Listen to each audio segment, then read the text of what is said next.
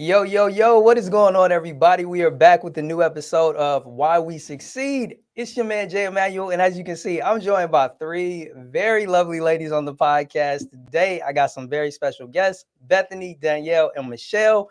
Before we dive into today's topic, which is how and when to raise your prices, I want to allow each of my guests to introduce themselves. So let's start in alphabetical order. So Bethany, definitely let everybody know who you are, how they can get in contact with you, and what you do. My name is Bethany Hawkins. I am the CEO and founder of Crackers and Soup, which is a podcast production and coaching company. And we do everything from launches to post production to consultations to graphic design. We out here and we tired, but we love being tired. So I love it. I love it. And Danielle, let everybody know who you are. Yes, a quick shout out to Crackers and Soup because they helped me create our cover art for Women of Color Podcasters, the Nice. podcast. And it is stunning. So beautiful. So Bethany does incredible work. Yes, I am Danielle Desir Corbett. I am a podcast and marketing coach. I help really overworked and underfunded podcasters strategically grow and monetize. I love sponsorships and working with brand deals. So let me know if that's you. Also, I am the founder of Women of Color Podcasters, a podcasting organization amplifying women of color across the world. And lastly, I'm the host of the Thought Card Podcast, an affordable luxury travel and personal finance show.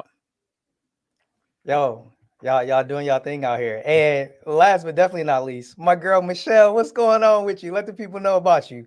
Yeah, so excited to be here. I am Michelle. I am the CEO and founder of Thames Media Solutions. We're our integrated marketing agency. I'm also a creator and influencer. Been doing this 13 years. I'm an OG in this game. Started out back in the natural hair days with Afro Bella, Curly Nikki, and everybody. So that's how I got my start. And I also have a podcast. I'm the host of the Social Media Decoded podcast, which is the #1 podcast to help you understand social media better to grow your business, get more clients, and monetize. And my real passion is helping creative entrepreneurs monetize because I am multifaceted. I have a YouTube, blog, email marketing. I do it all. So however you can monetize, I'm your girl. Oh yeah. As y'all can see, like yo, we got three powerhouses in here. Like all of y'all doing amazing stuff in so many different lanes is going to be extremely beneficial when it comes to the conversation for today, which is raising the prices. Like one of the things that you'll notice is that some business owners do struggle with finally upping those prices, charging a little bit more.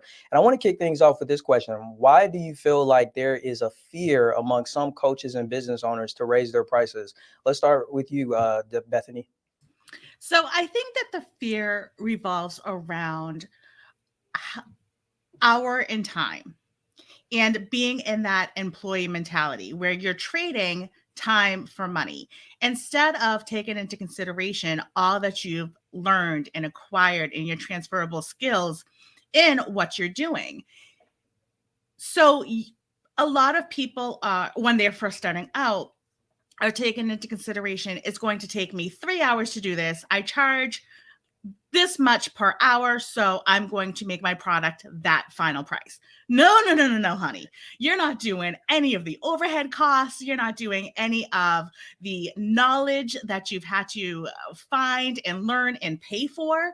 I've invested in, God knows, Danielle's everything because she is everything and I adore her.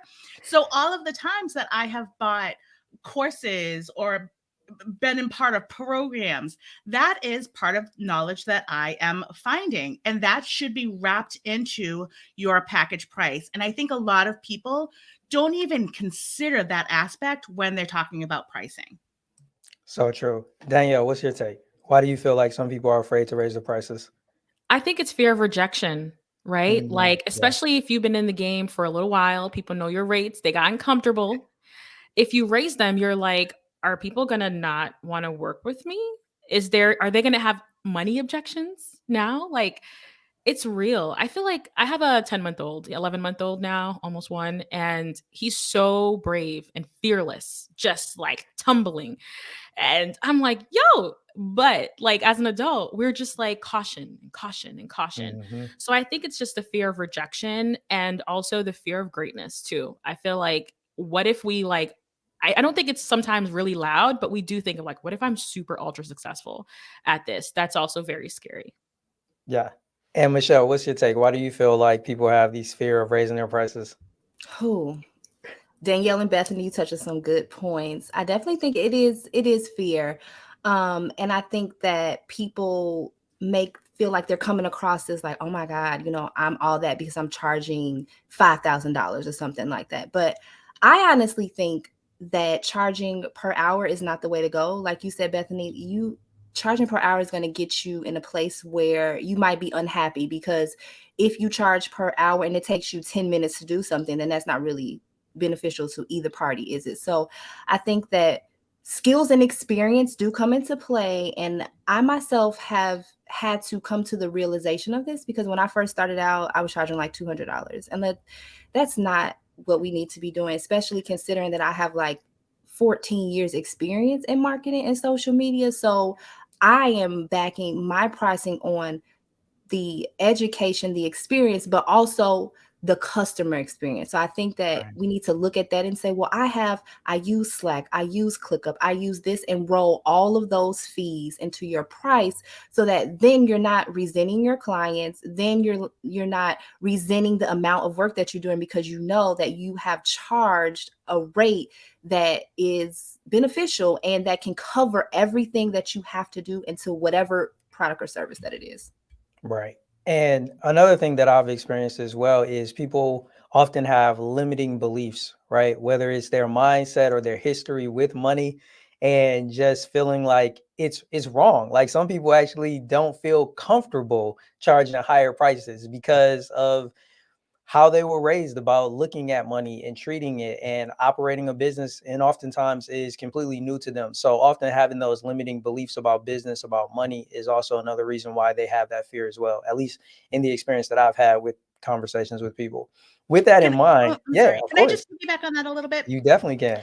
I think it also is especially a Black woman thing, Mm, because we have built this country on doing everything for so much less or for free. And I think trying to get past that hurdle sometimes, like Danielle said, it goes back to, well, who does she think that she is to be mm, charging this? Where I think that there are other nationalities that have an easier time with that mentality, because they have been raised to think that they deserve more, or yeah, they deserve to get what they're asking for. So I think that that ties in a little bit to it as well. right.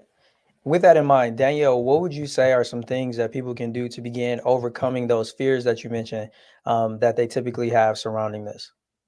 I think consuming educational and inspirational content, even at the free tier, is like a Mhm. perfect place to start, because just like listening to this podcast episode, we're all talking about like our experiences and the importance of raising our rates. And I'm hoping that someone in the audience and listening is like, okay, all right, all right. Like even some of my coaching clients, like I'm like, your rates are too low. And they're like, okay, I'm going to raise them now, because I like gave them permission somehow. Like it's, Yeah.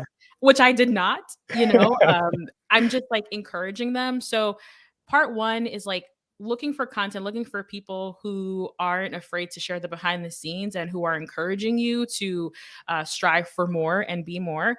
And then also work with a mentor or a coach who doesn't have a problem with like telling you straight up, like, you need to pay the bills. Inflation is at like 12% this year. So those rates need to be reflecting, at least catching up with that. So those are the two things I would recommend. Love that. Michelle, what would you add when it comes to overcoming those fears of raising prices? So I'm big into affirmations, and I Mhm. definitely think that when you just say these things to yourself, like, I am worthy of charging $5,000. I am worthy of a successful business.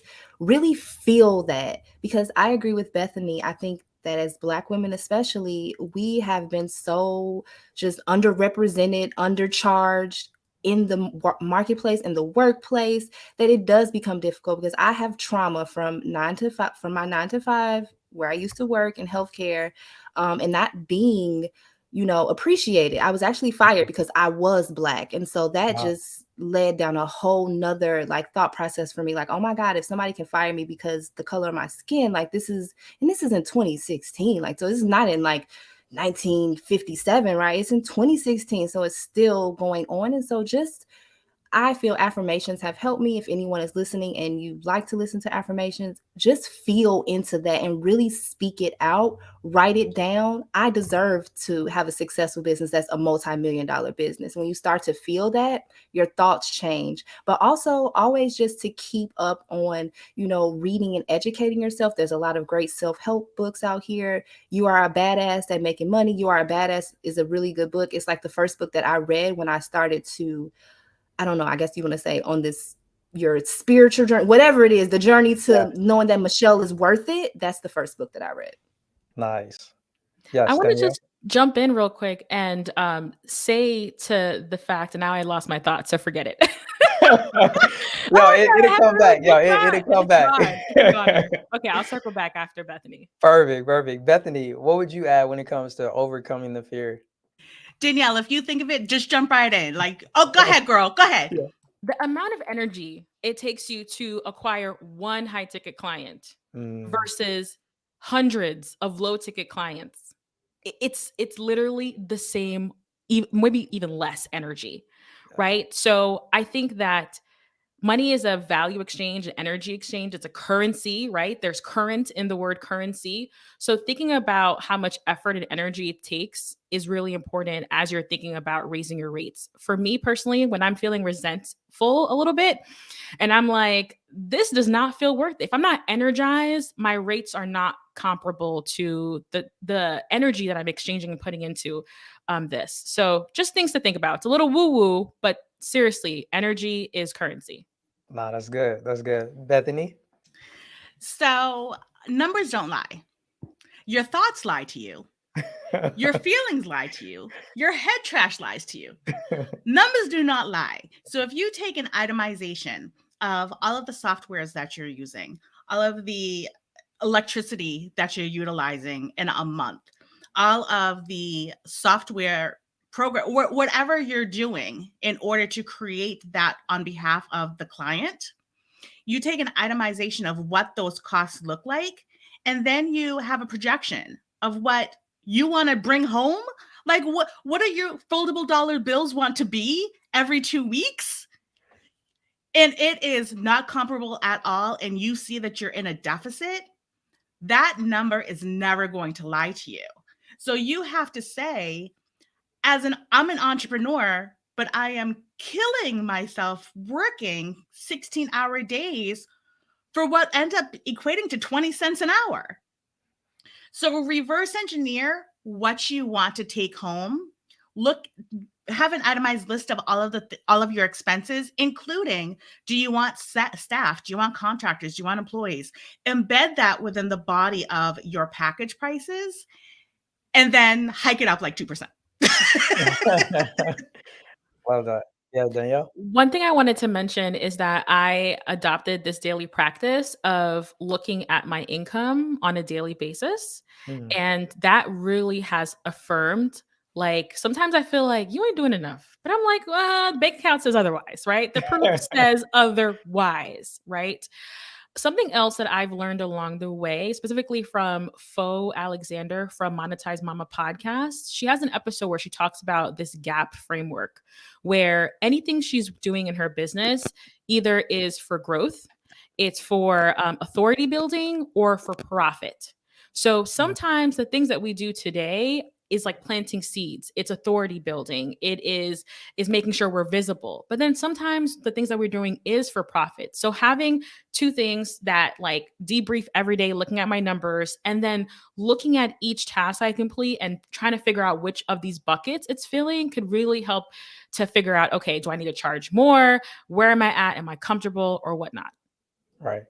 And so I just want to say one more thing. If you are an entrepreneur that has had your company for like 6 months or more, please get a CPA.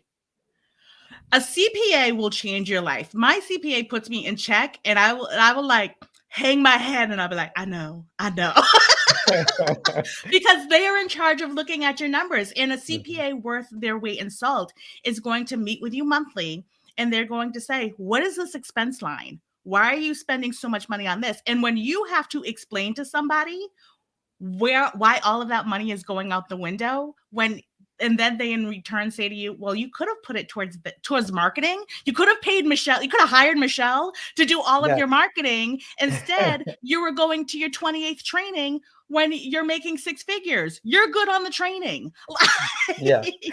So hire somebody to kind of be responsible and showing you what your numbers are revealing about you and your business. Because how you spend your money in real life is how you're going to spend your money in your business.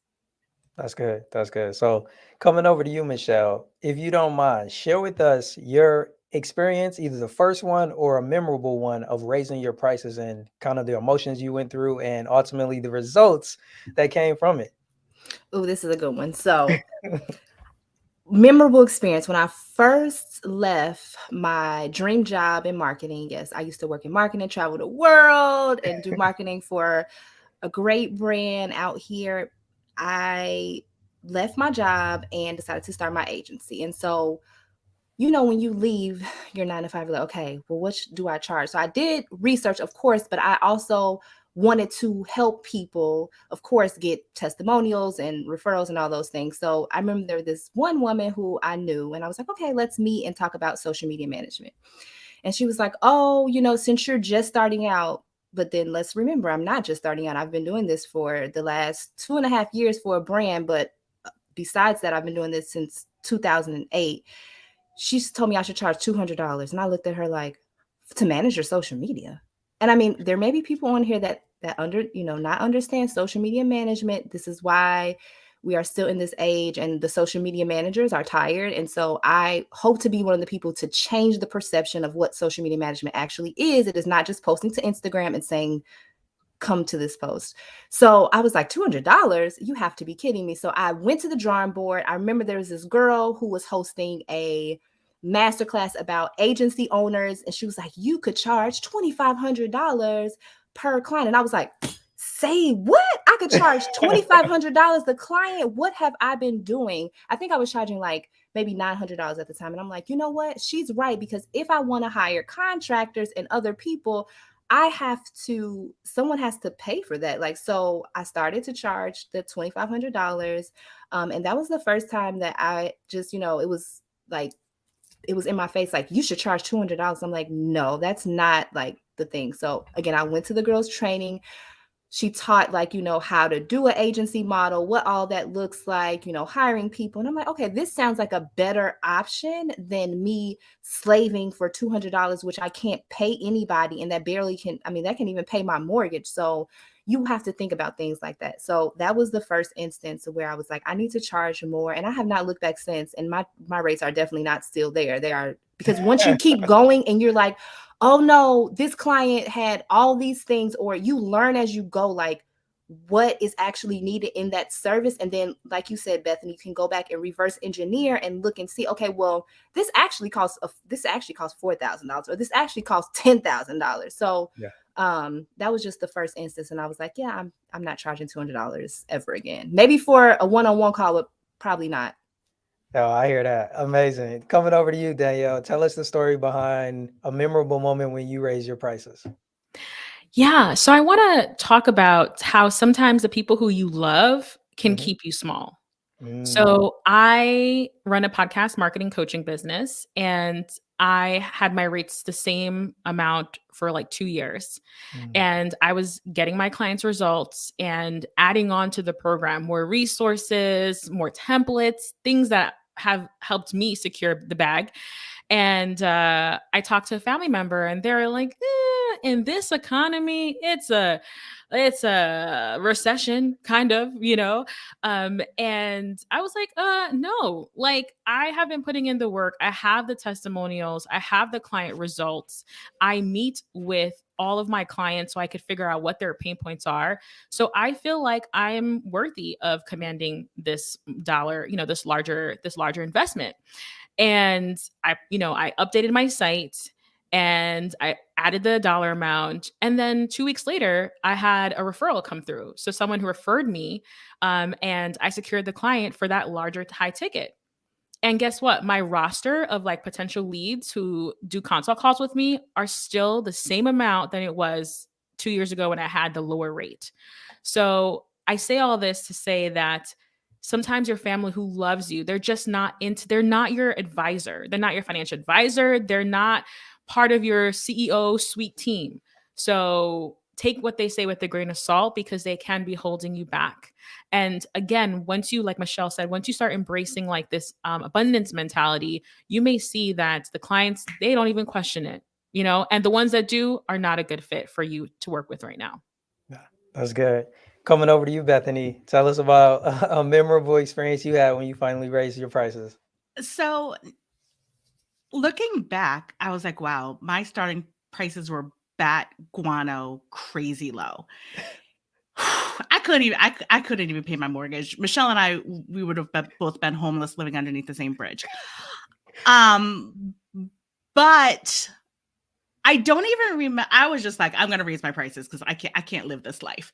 But I do have to say, as I have raised my prices, I've raised my prices a couple of times now. Mm-hmm. And each time I see that I get closer and closer, it's so ironic when I raise my prices to my ideal client. These are people that know our worth. These are people that provide us with feedback. These are people that say, this was a phenomenal experience. I would love to tell more people about you. The people that were haggling me for my lowest of low prices, they were they should have had a PIA price. PIA price. If you don't know what PIA is, look it up. But the people that are willing to fork over money that has a comma in it is a very different caliber of experience, not only for them, but for us as well as a team.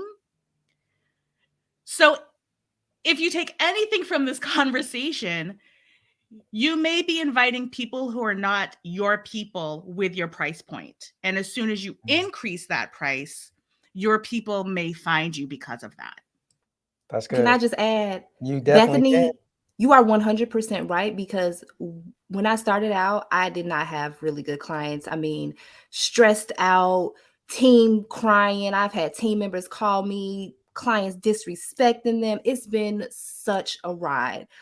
But once I decided that I wasn't going back to those low prices and that I was going to charge what I wanted to, what the price was going to be, I will say that the right fit clients started to find me. I have one client right now who we were helping out in her Facebook group. And then I saw that she needed more help with marketing, and she's an ideal client. She has systems, structure, team. And we were new to the team. And she's like, you guys are so awesome. The marketing team is great. I'm like, oh my gosh, she's like an ideal person. How can I work with her longer? What can I do to really help her in her business? So I offer her my fractional CMO service, which it's not like a cheap service, because I'm your fractional CMO. I'm helping you on your leadership and your marketing team. And she did not blink at the price. She said, okay, sign me up next week.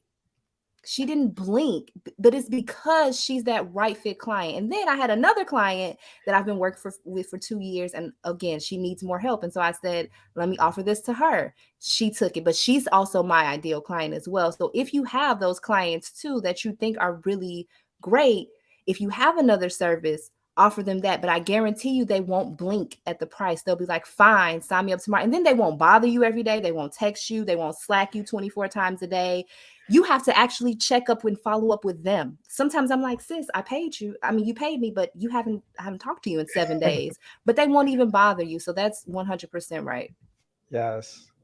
Danielle? I have a couple notes I'm writing here just so I don't forget. Okay. But I loved Bethany's point that it's a reiterative process, right? Like we can all stand here and say these things because we came from a space that we didn't feel like we were charging enough, and we went through those lessons. So it is a reiterative process, and I'm sure if I want to go from like a 4-figure investment to like a 5-figure investment, that's going to come with different mindset challenges as well. So just wanted to say that. I also want to encourage folks to think of like tiered pricing, because I think all of us right now are talking from like a service provider standpoint where, you know, we provide a service and we charge X.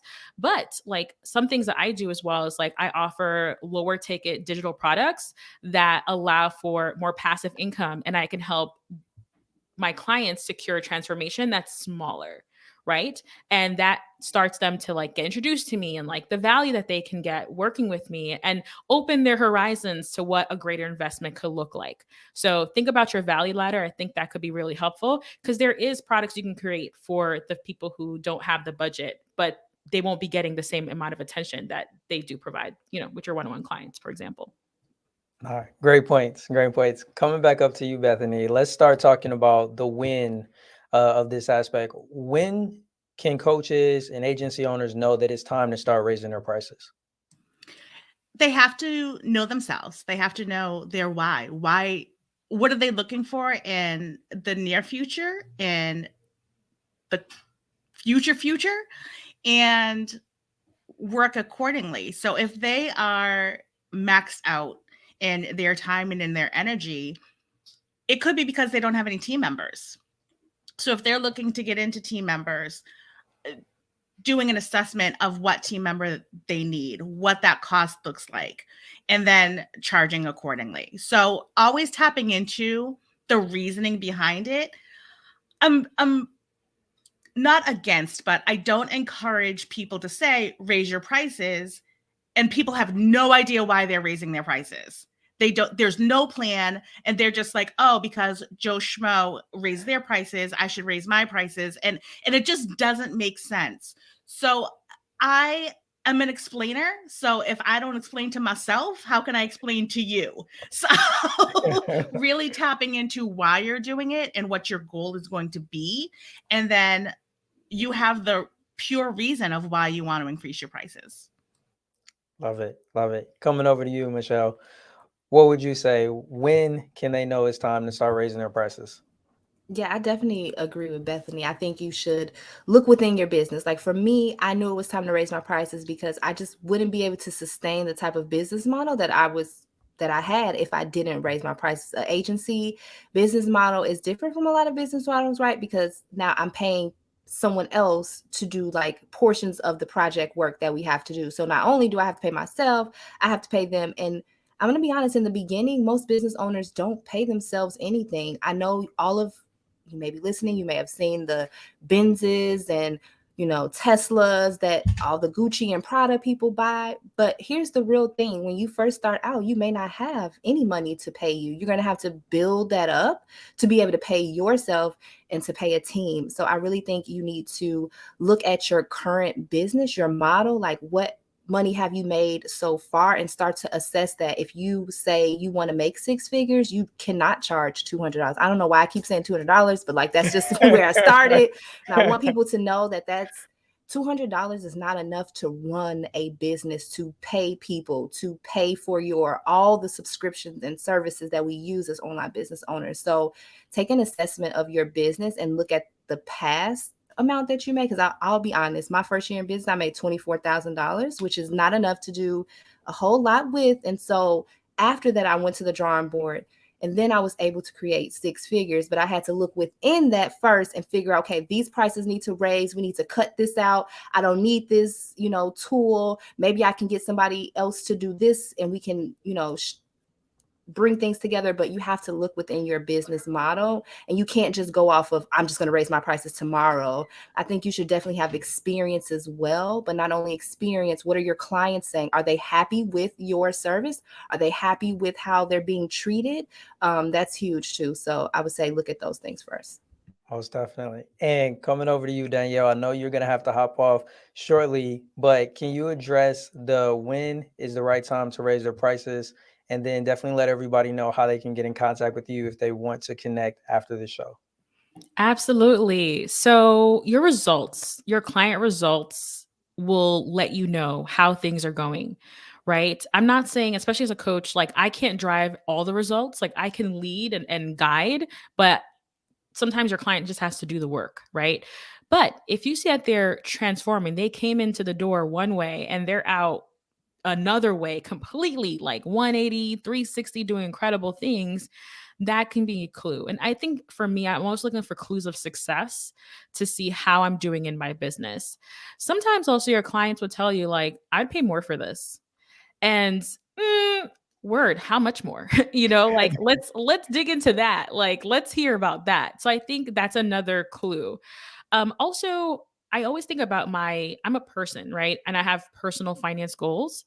What do I need to bring in a month to, at a minimum, just pay my bills? Okay. At a maximum, like have a fluff for early retirement. I want to retire at the age of 40. So, like, all of these personal goals tie into your business goals as well. So, thinking about like backdating that number, like, okay, if I want to make X amount per year, what does that look like? What are those income streams? And is this actually worth my energy and effort anymore? Before I leave, though, I want to say on as a customer, it's really important to see how you feel treated and valued as a customer from other service providers. Because recently I was a client of someone's and we were doing well and things were going great. And then all of a sudden they were like, my rates are changing like tomorrow. And it was time for me to renew the contract. And I'm like, I love you, but it would have been nice to have a heads up so that I can financially plan for this. So yes, we're empowering you to raise your rates and think strategically, but also think about that customer journey and how you make them feel. And if it's jarring, like how are you going to, kind of like ease in the load and talk to them about that, right? Communication is so key as a service provider. Okay, that's all I have for you. Thank you, everyone. It was so great connecting with you. I'm over at danielledesir.com. That's the best way for you to find about all of my many different projects. And if you're interested in podcast marketing coaching, I'd love to talk with you. I do offer 20-minute discovery calls so we could talk about what your roadmap to success looks like. So thanks again. Perfect. Thank you again, Danielle, for joining us. We truly appreciate it. We are going to keep the conversation rolling. So we already addressed the when. So let's talk about the how. Coming back over to you, Bethany. How can people effectively start to raise their prices? What does that look like? How do they go through that process? To piggyback a little bit on what Danielle said, I think that it does have to be a strategy. You just can't wake up one morning and be like, my prices have increased, everybody, give me more money. So if you have current clients that are still on that numerical threshold that they've contracted, or if they're about to renew their contract, I would keep whatever they initially paid the same.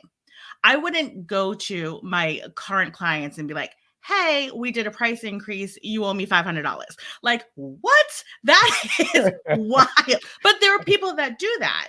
Yeah. So if you have a plan in place where, especially if it's somebody who's paying in monthly and you are going to be increasing that monthly rate, giving them a 6-month notice saying, hey, just a heads up, we're increasing our prices.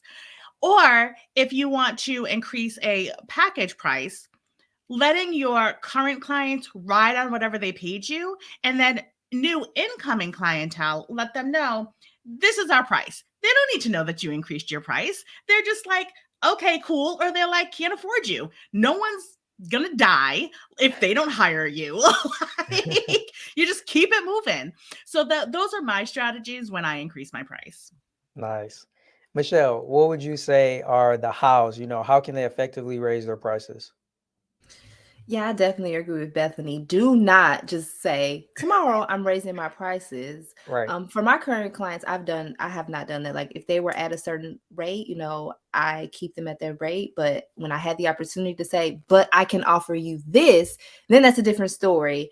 Then I'll say, for one of my current clients, it was like, okay, well, you're paying this rate and this new service that I want to give you is this, but since you've been a client with me, let's meet in the middle and I'll give you like a discount on the current offer that I'm offering you so that we can still do what we were doing and still do that. But then I said, in 6 months, we're going to take a look at this to see how far I was able to get your business. And then we'll talk about what the price increase will be there, because I know for a fact that once we implement these things, you're going to see an increase in revenue. And so then that's the time to talk about, like, let's raise the price that you're paying me, because now you see the benefit.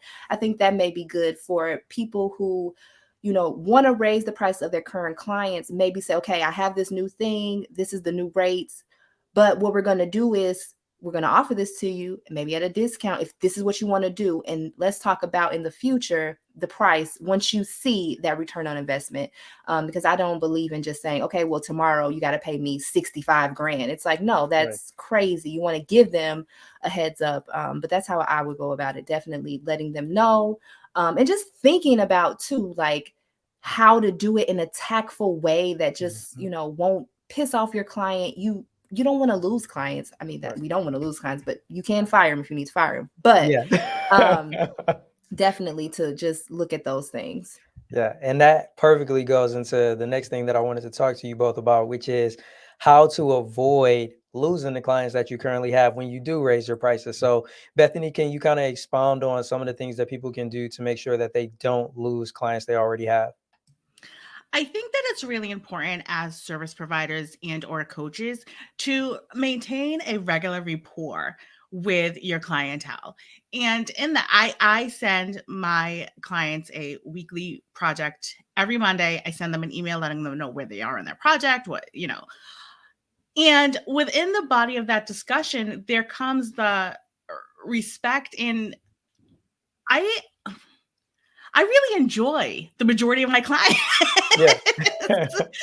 So having that frank conversation with them, if whatever service that they were whatever they retained us to do, if that was going to increase in price and it was going to affect them, I would have that conversation with them, like not in an email, but on a live, like during a meeting. Hey, just an FYI, this is happening.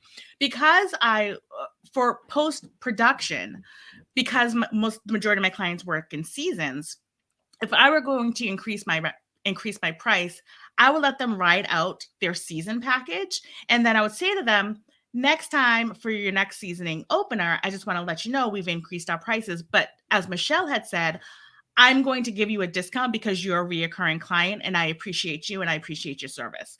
There are some times when you are going to max out of a current client's threshold. And that's okay. As long as you maintain the level of respect, professionalism, and integrity, it is okay if, unfortunately, they can't pay your new prices. Yeah, that's real. And yeah, like you really dropped a gem on that one, Michelle, when it comes to that process of offering the discount that's somewhere in between what they were paying and what you are now charging new clients. Like, that's a strategy that I've definitely employed on multiple occasions where, you know, it has helped to not lose clients by saying, hey, now this is the new rate and you have to come in and pay it in full. So yeah, that was really a gem. So kind of coming back over to you, Michelle, what would you say people can do to avoid losing their clients when they raise their prices? Just be open and honest and communicate. I am an over communicator, but sometimes, and I know we're all busy, I know our clients are busy. I think that effective communication can help you from losing clients. Sometimes, to be honest, though, it's just unavoidable. Maybe, you know, it was just the end of the road for both of you and it's just not the right fit anymore. Also, be okay with it not being the right fit anymore. I just had that happen to me literally this week. And I said, you know Wow. what? Maybe it's just not the right fit anymore, but sometimes it's the communication piece, and it could be the communication piece on the client's end, on your end, but just make sure that you're effectively communicating. I use Slack. I really don't like emails, but I mean, if an email has to get sent or, you know, you have to tell your client something, just make sure that you're communicating and that you're not, again, springing up like unexpected things on them. I also think, again, going back to the customer journey and their experience, I think that you should have a really well put together experience for your clients, and that they follow. You just have to keep reminding them like, hey, we use Slack. Hey, we use ClickUp. Hey, we do this, because some people may not be, you know, they may not have experienced that or like know how all of the things work. So just keeping your clients informed on changes, informed on what's going on. Just like Bethany, you said, you send clients an email every Monday. I send my Friday recap email. This is what we've done for you. This is what's coming up ahead next week. If you have any questions, let me know. But I think the communication piece is the part that you should not miss out on when you are raising prices and just even general client work, every single day things. Yeah, I can relate to that, Michelle. I tend to be an over communicator as well. That's just one of those things where I kind of follow the golden rule. I'd rather have too much information in the sense of, I know exactly what you're doing as opposed to like wondering, like, man, why haven't I heard from them? What are they doing? Are they getting stuff done? Like, I think it's much better to keep your client almost to a point where it's like, man, you keep me too informed as opposed to I'm not informed at all about what you're doing. So, yeah, that was a really great point. Now, I want to kind of tap into each of your personal experiences again. When you look back at the times when you raise your prices, what are some things that you wish you would have known before? Like maybe there were some mistakes that you now are able to notice. What would you have gone back and changed if you could, Bethany? I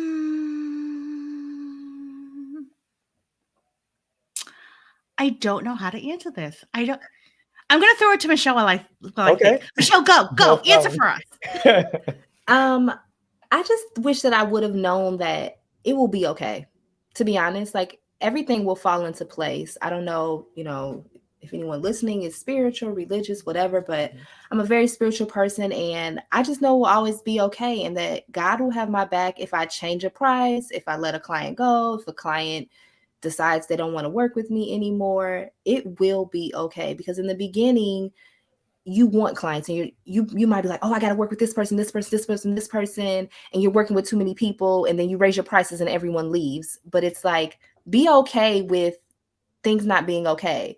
Maybe you might have to start over. Maybe this is like, okay, you flushed out all those clients who maybe weren't a good fit. And now is the time for you to put in place your boundaries, everything that matters to you, and now move forward in a new direction, in a more clear direction that you feel is best for you. So just be okay with things not being okay. Be okay with clients, may lose it or do something like that. I got stories. I'm writing a book because it has been, I can't wait. I know every time I tell you, like I have stories. So, and Yeah. I'm not like exaggerating. They have been very, very traumatic. So I just wish that I would have, number one, had more boundaries, and number two, just know I can be okay and that things will be okay if I decide to raise my prices or not. Yeah. So as spiritual as Michelle is, that's how angst ridden I am. So I just live in the world of anxiety. So so yes, having to remind myself that everything is okay is great. And also having, your person that's in your business or your person that's in your life that you can just share the overwhelm or the feelings of what am I doing. But I also have to say that those learning lessons that Michelle is referring to, we call them in my business learning lesson clients. And those learning lesson clients that are the ones that you are talking about for 7 days straight to anybody and everybody that'll listen to you, like the barista when you're ordering coffee, completely knows what has happened in this client's experience. Because you just can't, the trash men know, the recycling, everybody that comes in contact with you, people avoid you because they don't want to hear about this anymore. Those clients are the best for learning lessons. They're the best for either raising your prices. They're the best for changing your contracts. They're the best for changing the way that you communicate, because you never want to get those learning lesson clients again. Right. So you're going to do everything in your power to learn from that experience. Yeah, that's good. And the one thing that I would say, kind of looking back on my experience, is how important it is to know that it'll take time. Like when you make that shift, and just speaking personally, for me, there have been times when I've raised the price of a service that I was already providing, but recently I've shifted by now starting a new business where the base price is a lot higher than what I charge for the other service that I've been providing for years. So of course, like at the Q4 of last year, I was like, yo, I'm about to start this new business. I'm about to have these clients coming in, like hit the ground running. Like I have these huge expectations, and nothing turned out the way that I wanted. And like in Q1 of this year, I'm sitting here like, okay, like what went wrong?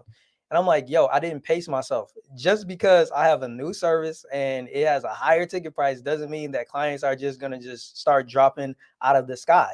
Like I have to take my time and build this business the same way that I did the other one. I can't think that this is completely different. I can't even really, to a certain degree, leverage what I've done with the other one. So I can't just come out the gate expecting that I'm about to get all of these high rates off rip. So for me, that's what I had to do in Q1. I was like, okay, so what do I need to do? I was listening to the market, like all of the people that I was reaching out to, and they kept saying two things. Can you provide examples and case studies of what you've done? And I'm like, okay, like I know what I can do. I know what I'm capable of doing, and it can provide these results. But I'm like, I don't have a plethora of case studies and examples that I can get people to check out and know that I can get them these results. So I was like, you know what? Instead of spending all my time and energy trying to convince more people to, hop on a call with me and eventually hire me, let me just focus my attention on getting 2 to 3 really good case study clients. I might even have to do that work, at a fraction or even for free, depending on who it is, and get what I need so that when I start doing my outreach again in Q2 of this year, I can automatically be able to charge the rates that I want because I have now the examples and the case studies that people were asking for, and that can back up the fact that I can get those same results. So I just wanted to share that from my own personal experience to say that one of the things that I wish I would have known going back to Q4 of last year is that, yo, just pace yourself. Like, don't think that you got to just come out swinging just because now you're charging a higher rate because of this new service that I'm providing. So yeah, like that was my 2 cents in addition to what you both shared. And with that in mind, I know we've been talking today about raising prices, but I think that there are some times when people actually need to keep their prices the same. So for those people, I would love to get your thoughts. Michelle, when can a business owner or agency owner or a coach know that, hey, it's not really time just yet to raise your prices?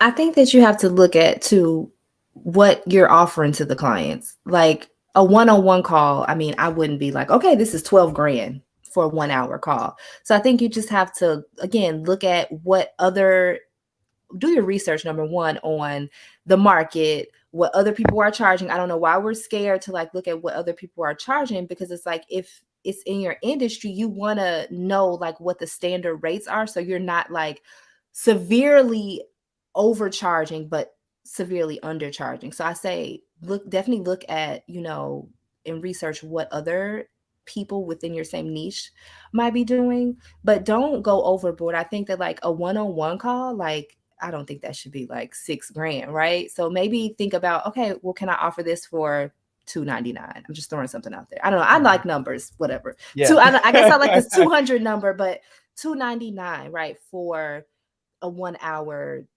whatever. But I know we also talked about having those tiers. I have those too. Like, of course, you can join my membership program and get all this stuff for this. Or you can come over here and work with me one-on-one for this and have, of course, if you want to go deeper. But I think sometimes things can stay the same price. Like for my membership, I changed the price 2 times, and I think now is the price. Oh, looks like we lost Michelle for a minute. All right, hopefully Michelle will rejoin us. That is In the going to remain. meantime, oh, there you are. Michelle, Oh are you still no, there? I'm here. What Okay, yeah, you happened? froze for a little bit. Oh no, I'm sorry. I was saying the membership will be the same price like that I have it now. I've only changed it like 2 times, but again, I think that this is something for beginner business owners. So I wouldn't want to charge $500 for a membership per month for someone who's just getting started. So I think that that's just the way to think about it. That's good. Bethany, what would you add? When should a coach, an agency owner, or a business owner keep their prices the same or just wait to raise them? I think Danielle said it earlier, when Mhm. it feels like you should stay the same, when it feels like that you should raise them. If all of these things keep coming up, and you're like, these are coming up for a reason. Like the universe is talking to you for a reason. But if you are happy and content, and if you have team members and they're happy with their pay, and you're happy with your pay, and everybody's singing kumbaya, the clients are happy with the pay, like if you don't feel the need to increase your prices, you're Gucci. Okay, cool. And I love what Michelle had to say in regards to looking at other people in the industry. But also, I want to, remind people that Tiffany's has like $1,000 paperclip. So,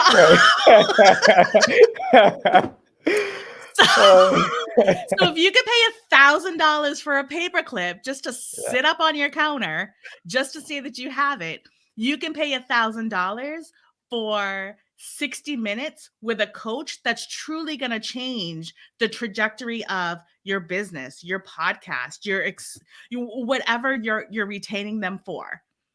What is the ROI on that? And then be like, this helped me significantly. It was worth that money. Much better than paperclip. Yeah. And that kind of reminds me of another example in my experience, right? I think going back to what you all said is knowing the market. So one of the places that I offer services is a website that I'm sure you guys are familiar with called Fiverr. And I have been able to successfully raise my rates for services that I offer on Fiverr outside of Fiverr. So I was like, hey, if I'm charging this price here, maybe I can also get this price over on Fiverr.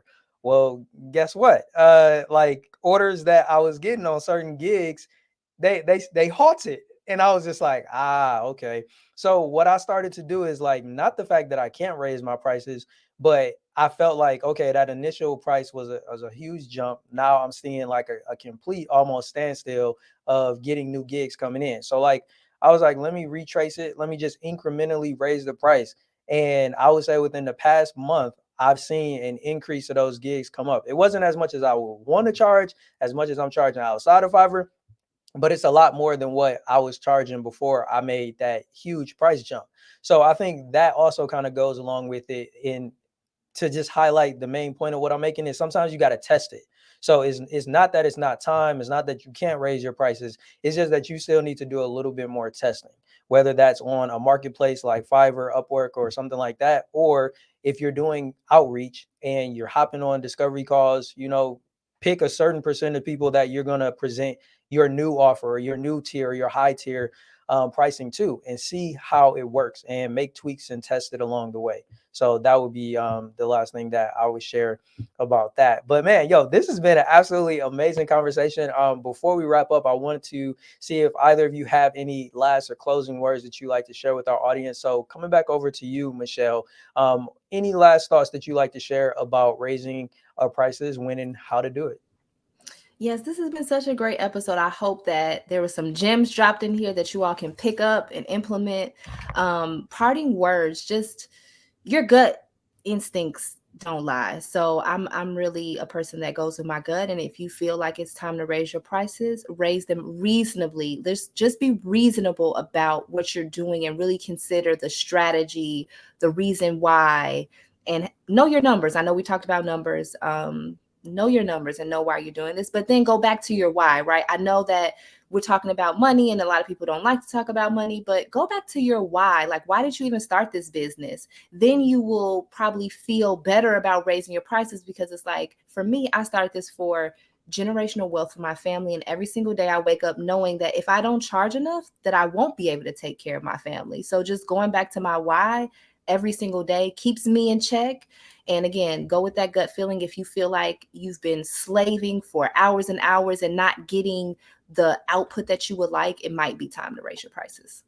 I hear that. And Bethany, coming over to you, any last or closing words you want to share about when and how to raise our prices? My last words of advice is look at what you're providing. If you are providing a shoddy service, please don't raise your price on that shoddy service. Invest in being better at the deliverables of that service. So really looking at what you are offering, taking the time to, as you said, Immanuel, create a portfolio or create a website or create a landing page where people can go and look at what you've already created and say, oh my gosh, I think this is amazing. So if you are not getting that reaction from people, don't raise your prices yet. You have work to do in your business. but, but once you get a plethora of people singing your praises, and if you win an award, raise your price. Not only Yeah. raise your price, but put that you won an award on every single thing that you have, because that is noteworthy. So have that feeling, have that desire, look at your stuff, make sure that you're Gucci, and then raise your prices, and then raise your prices again if you have to. Shoot. It's a free for all. Yeah. It's your world, we're just living in it. That's real. And I think one last thing that I always share, especially for people who operate businesses or provide coaching where it ties directly to the amount of money your client is making. When you look at the ROI they're getting, and if the percentage you're making is like extremely minuscule, it's time to raise your prices. So let's say, for example, you're charging them $2,000 and you're making them $200,000. It might be time to start charging 10, 20,000 for what you're doing. And it's a justifiable price raise because of how much money you're making them. So I think that that's important, because the last thing you want to do, to use what Michelle's been saying, is it costs them $200 to pay you and you're making them 200 grand. Like, we can't live in that world. We can't do that. So I have truly enjoyed our conversation today. I would love for you guys to let everybody know how they can show you guys some love and support. If they want to hire each of you, definitely let them know about the services that you provide again.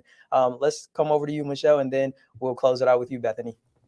Yes, thank you so much. You can find me on Instagram. I love Instagram. I hang out there at michellelthames. If you want to listen to my amazing podcast, the Social Media Decoded podcast, you can check that out, and check out the episode with Immanuel, because it was a really, really great episode. If you would like to work with me, I definitely would love to chat. I help with marketing, so I have a marketing agency. If you are like a mid-sized to large business and you need someone to come and help handle your campaigns, or a fractional CMO, hit me up and I'm ready to serve you. Yes, yo, show Michelle some love, you guys. And Bethany, let them know how they can get in contact with you as well. My company is Crackers in Soup. And again, we are a podcast production and coaching company. We have nothing to do with cooking. I just love food. You can find me also on IG at @bcrackersinsoup. I'm also on LinkedIn. I'm everywhere on these worldwide webs. So if you just type in Bethany Hawkins or Crackers in Soup, whatever's not food related is us. And we also do podcast launches as well as post-production management. And we also do coaching. So if you're interested in any of those things, stalk us at Crackers and Soup. I appreciate that. I will have the links. I think I have the majority of your links already in the description, along with Danielle's. So you guys, if you're watching on YouTube, you can just go in the description box and you'll find all of the links to their social media, their websites, their podcasts. It'll all be there in the description. But I appreciate you ladies again for coming on the podcast. You dropped so many gems. And that's a wrap for today. We'll be back in 2 weeks with another live show. It'll be on a Tuesday. I'll definitely keep you guys updated on when that'll be out. But thank you both again for coming on the podcast, and stick around for a little bit. But for now, we're done with this live. So I'll see you guys in the next episode. Later.